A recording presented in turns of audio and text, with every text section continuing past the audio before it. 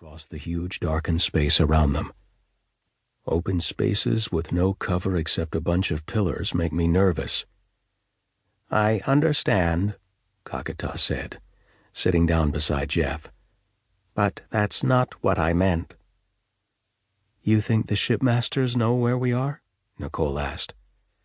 "Hard to tell," Jeff said. "You said you can't talk to the caretaker this deep in the ship. And if the caretaker can't see or hear you, the shipmasters might not be able to either. Probably means no personnel sensors or boosters down here." "What are boosters?" Nicole asked. "Relays and echo transmitters," Jeff explained. "All the metal in the Fyrantha, not to mention all the electronics and electrical systems, will interfere like crazy with radio communications. They'll need boosters to get the signals where they're going." "Do they even have radios?" Nicole asked.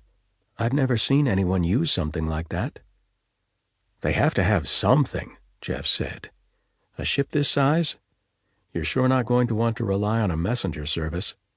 He made a face.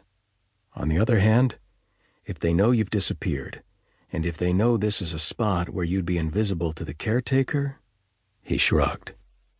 "Still, there's a great deal of space down here for them to search," Kakata reminded him. "And the open space also prevents them from easily sneaking up on us, unless they come pillar by pillar." "Or drop through one of the heat transfer ducts," Jeff pointed out. "Never mind. It's still the best place for a quiet meeting. So, Nicole, you have the floor." "What?" Nicole asked, frowning. "Means we're ready to listen whenever you're ready to talk." "Oh." Nicole took a deep breath. "The hopes and fears of all the years." "All right. What we know is that Fievj and the rest of the shipmasters now know humans are, how would you put it? Organizers? Persuaders?" "Leaders, basically," Jeff said. "They still don't know if anyone besides the two of us can fight." "The two of you plus Bungie," Kakata corrected.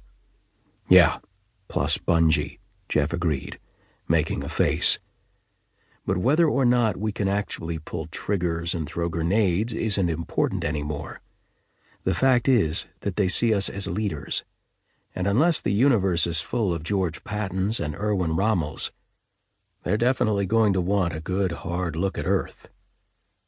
"Right," Nicole said, wondering who Patton and Rommel were. "But remember, they're trying to sell us to other aliens. Unless you're stupid, you don't start working a deal until you know exactly what your product is worth." "I agree," Kakata said. "That implies they'll still wish to settle the question of combat spirit before they approach anyone about selling your world." "As Nicole said, that assumes they're not stupid," Jeff said. "But okay, let's go with that." "Okay," Nicole said. "Now Ushkai told me—" "Ushkai's the caretaker?" Jeff asked. Nicole nodded. "He told me that the Fyrantha's mind, or computer, or whatever, was fragmented into 4 pieces. The piece that controlled him, the piece that controlled the wisps, the part the shipmasters control, I guess that's also the part that steers the ship and everything, and the part that talks to the Sybyls.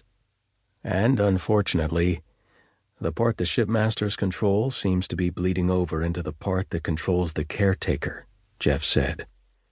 "Which could be a problem. All the wisps they control are in Q1, but the caretaker seems to have eyes and ears all over the ship." He looked at Nicole. "Crucial question.